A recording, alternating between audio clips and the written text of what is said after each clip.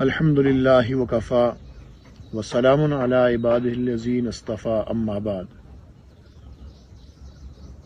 فاعوذ باللہ من الشیطان الرجیم بسم اللہ الرحمن الرحیم والفجر ولیال عشر سبحان ربک رب العزۃ عما یصفون وسلام علی المرسلین والحمد للہ رب العالمین اللہم صلی علی سیدنا محمد وعلی آل سیدنا محمد وبارک وسلم اللہم صلی علی سیدنا محمد وعلی آل سیدنا محمد وبارک وسلم اللہم صلی علی سیدنا محمد وعلی آل سیدنا محمد وبارک وسلم۔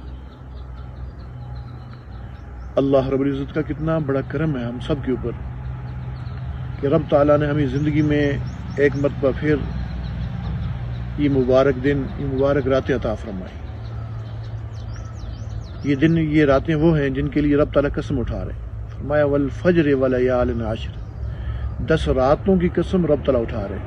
اکثر مفسرین کہتے ہیں کہ ان 10 راتوں سے ذی الحج کی جو ابتدائی 10 راتیں یہ مراد ہیں۔ چنانچہ ان 10 راتوں کے اندر عبادت کرنا شب قدر کی طرح عبادت کرنے کا ثواب ملتا ہے۔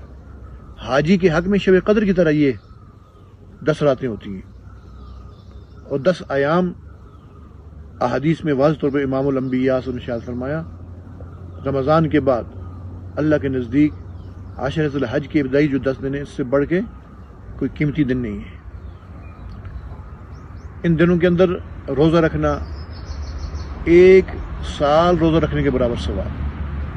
پھر عرفہ کا دن جو آئندہ کل آ رہا ہے، انشاءاللہ کل حج بھی پڑھیں گے۔ آج رات کو حاجی لوگ چلے گئے مینا میں، آج بھی صبح پہنچ رہے ہیں، اللہ تعالیٰ ہمیں بھی وہاں پہنچائے۔ کل عرفہ کا دن ہے، 9 ذی الحج، اس کے روزے کو نفلی روزہ بنا دیا، اس کا بہت بڑا ثواب۔ نبی صلی اللہ علیہ وسلم نے فرمایا جو عرفہ کا روزہ رکھے گا اللہ سے امید ہے کہ رب تعالیٰ اس کے 1 سال پہلے کے اور 1 سال بعد کے گناہ معاف فرما دے گا۔ اور ان گناہوں کی جو معافی کا اس بات کو سمجھ لینا چاہیے مسئلہ کہ اس سے صغیرہ گناہ مراد ہے، کبیرہ گناہ توبہ سے معاف ہوتے ہیں۔ ان دنوں کے اندر نیک اعمال کرنے کا ثواب بہت زیادہ ہے،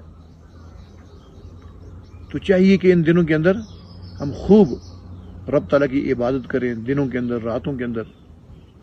پھر 9 ذی الحج جو کل آ رہا ہے اس کی فجر سے لے کے 13 ذی الحج کی عصر تک تکبیر تشریق کا وقت ہے، یہ ایام تشریق کہا جاتا ہے ان کو۔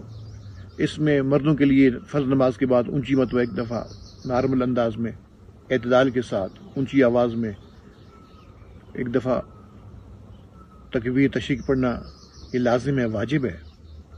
عورتوں کے لیے بعض علماء نے فرمایا کہ واجب ہے، بعضوں نے فرمایا سنت ہے، لیکن احتیاطی سی میں ہے کہ عورت بھی جو ہے لازماً یہ ایام تشریق کے اندر یہ تکبیر تشریق پڑھے۔ مردوں میں یہ ہوتا ہے مسجد میں نماز پڑھتے ہیں یاد آ جاتا ہے، ایک کو یاد نہ ہے دوسرے کو یاد آ جاتا ہے، پڑھ لیتے ہیں۔ عورتیں اکثر بھول جاتی ہیں، ان کو چاہیے جہاں نماز پڑھتی ہے نا وہیں سامنے لگا دیں چارٹ کے اوپر تاکہ ان کو بھی یاد آ جائے۔ اللہ اکبر اللہ اکبر لا الہ الا اللہ واللہ اکبر وللہ الحمد۔ پھر ان دنوں کے اندر بال اور ناخن نہ کاٹنے کا بھی حکم ہے۔ اب بندہ جب یہ دیکھتا ہے نا بال اور ناخن نہ کاٹے جائیں، اصل میں امام الانبیاء محمد الرسول اللہ صلی اللہ علیہ وسلم کی چاہت یہ ہے کہ جب حاجیوں کے اوپر رحمتیں برس رہی ہوں، جو ان کے ساتھ مشابہت اختیار کرے تو رب تعالیٰ ان کے اوپر یہ رحمت برسا دے گا۔ دیکھیں موسیٰ علیہ السلام کے کپڑوں کی طرح کپڑے پہن لیے جادوگروں نے، ان کی مشابہت اختیار کی، مشابہت اختیار کرنے کی وجہ سے رب تعالیٰ نے ان کو کلمہ نصیب فرما دیا، ان نے ایمان قبول کر لیا۔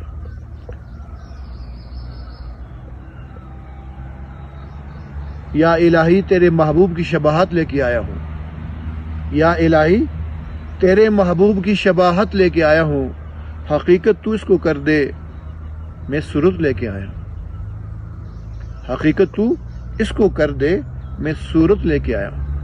ہم حاجی جیسی شبیات اختیار کریں گے، اللہ تعالیٰ ہماری اوپر رحمتیں برسائیں گے. اللہ عمل کی توفیق نصیب فرمائے. السلام علیکم ورحمۃ اللہ. رب تعالیٰ ہم ان دنوں سے بھرپور فائدہ اٹھانے کی توفیق عطا فرمائے جی.